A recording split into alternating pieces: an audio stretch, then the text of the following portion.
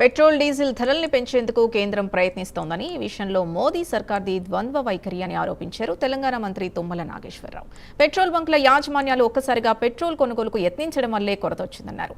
పశ్చిమాసియా యుద్ధంతో మనకు సమస్యలు తప్పవన్నారు. రైతులకు ఇంకా ఇక్కట్లు వచ్చే అవకాశం ఉందన్నారు.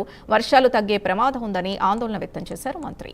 ఖమ్మం నియోజకవర్గం రఘునాథపాలెం మండలం రైతు నివేదిక వద్ద ఏర్పాటు చేసిన రైతు ముంగిట్లో శాస్త్రవేత్తలు అన్నదాతలు అనే అవగాహన కార్యక్రమానికి తుమ్మల హాజరయ్యారు.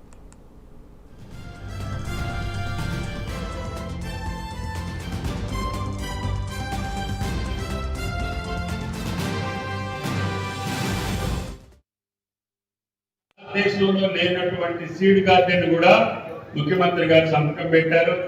గార్డెన్ కంపెనీ ద్వారా మన జిల్లాలోనే ఇప్పటి వరకు భారతదేశంలో ఆయిల్ పామ్ సీడ్ గార్డెన్ లేదు.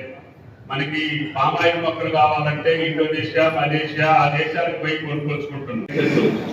ఎందుకంటే కేంద్ర ప్రభుత్వం దొంగచాటుగా ఈ యొక్క పెట్రోల్ ధరల్ని పెంచడం బయటికి చెప్పట్లేదు.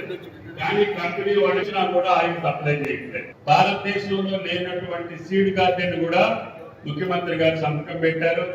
గార్డెన్ కంపెనీ ద్వారా మన జిల్లాలోనే ఇప్పటి వరకు భారతదేశంలో ఆయిల్ పామ్ సీడ్ గార్డెన్ లేదు.